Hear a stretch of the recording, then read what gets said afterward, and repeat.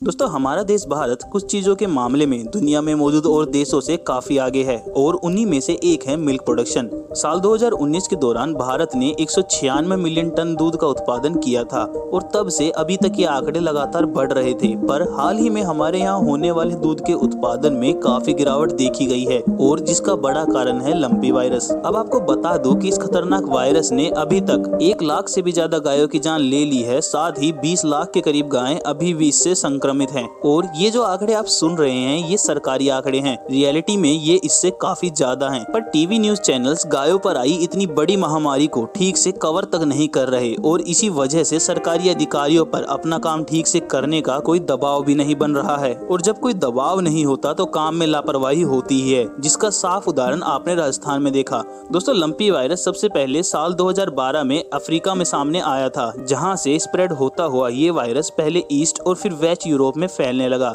European देशों में भी इस वायरस ने इसी तरह तबाही मचाई थी जो आप आज यहाँ भारत में देख रहे हैं। पर यूरोपियन यूनियन ने समय रहते ही इसके खिलाफ एक्शन लिया और काफी जल्दी वैक्सीन डेवलप कर ली। सभी देशों में वैक्सीनेशन प्रोग्राम चलाए गए, जिसका असर ये हुआ कि लंपी वायरस के केसों में 95% की गिरावट देखी गई। यूरोपियन यूनियन की माने तो लंपी वायरस से बचने का एकमात्र तरीका वैक्सीनेशन है। हमारे यहाँ भारत में मरने वाली गायों की संख्या में अधिकतर वो गाय हैं जो या तो बेसहारा हैं और सड़क पर रहती हैं या फिर कम साफ सफाई वाले बड़े फार्म्स में रहती हैं। अब आप लोग सोच रहे होंगे कि बेसहारा गायें मर रही हैं। समझ में आता है क्योंकि उन्हें संभालने वाला कोई नहीं है। पर फार्म्स की गायों का क्या, वो इतनी बड़ी संख्या में क्यों मर रही हैं? अब आपको बता दूं कि ऐसा इसलिए है क्योंकि कुछ बड़े फार्म मालिक अपने यहाँ रह रही गायों का ठीक तरह से ध्यान नहीं रखते। मिल्क प्रोडक्शन बढ़ाने के लिए गायों को ऑक्सीटोसिन के इंजेक्शन लगवाए जाते हैं, जिस कारण गायों को असहनीय दर्द झेलना पड़ता है। साथ ही जहाँ उन्हें रखा जाता है वहाँ ठीक से साफ सफाई नहीं होती और अगर कोई गाय दूध नहीं दे पाती तो उसे सड़क पर भूखा मरने के लिए छोड़ दिया जाता है। पर अगर आप भी औरों की तरह ये सोच रहे हैं कि इसमें सारी गलती सरकार की है तो आप गलत हैं। सरकार इन फार्म्स मालिकों के लिए नियम बनाती तो है, पर बीच में बैठे अधिकारी इसका पालन ठीक तरह से नहीं करवा पाते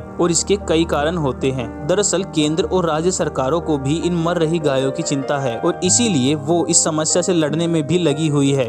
DAHD department of animal husbandry and dairying ने भले ही थोड़ा टाइम लिया, पर रिसर्च एनालिसिस के बाद उन्होंने इमरजेंसी तौर पर गोट पॉक्स नाम की वैक्सीन को मंजूरी दे दी। मगर इस वैक्सीन में कुछ खामियां हैं, जैसे कि ये वैक्सीन वायरस के खिलाफ सिर्फ 70% प्रोटेक्शन देती है, वो भी तब जब गायों को लंपी होने से पहले लगाई जाए। लंपी होने के बाद इसे लगाने का कोई फायदा नहीं होता। इसके साथ ही देश में इस वैक्सीन के कम मैन्युफैक्चरर्स होने के कारण मार्केट में इस वैक्सीन की शॉर्टेज भी चल रही है। बहुत सी गायों को तो वैक्सीन लग तक नहीं रही, वहीं जिन्हें लग रही है उन्हें भी कोई खास फायदा नहीं हो रहा है। पर इतने बुरे दौर के बाद एक उम्मीद सामने आई है। ICAR Indian council of agriculture research के 2 institute, national research centre of equines और Hisar base Indian veterinary research institute ने जॉइंटली लंपी प्रोवैक्लेंट नाम की एक वैक्सीन डेवलप की है जो लंपी वायरस के खिलाफ 100% कारगर है। 12,000 गायों पर किए गए ट्रायल में इसने कमाल के रिजल्ट दिए हैं और बहुत ही जल्द बायोवेट प्राइवेट लिमिटेड द्वारा इसकी मैन्युफैक्चरिंग शुरू हो जाएगी। आपको बता दो कि बायोवेट वही कंपनी है जिसने कोवैक्सीन मैन्युफैक्चर की थी और जल्द ही गायों के लिए भी वैक्सीन मैन्युफैक्चर करेगी। इन सब के बीच एक फेक न्यूज ये भी फैल रही है कि लंपी वायरस से संक्रमित गायों का दूध पीने से लोगों में भी ये वायरस फैल रहा है। तो इसके लिए आपको बता दो कि अभी तक ऐसा कोई केस सामने नहीं आया है, ना ही किसी गवर्नमेंट अथॉरिटी ने ऐसा कोई बयान दिया है।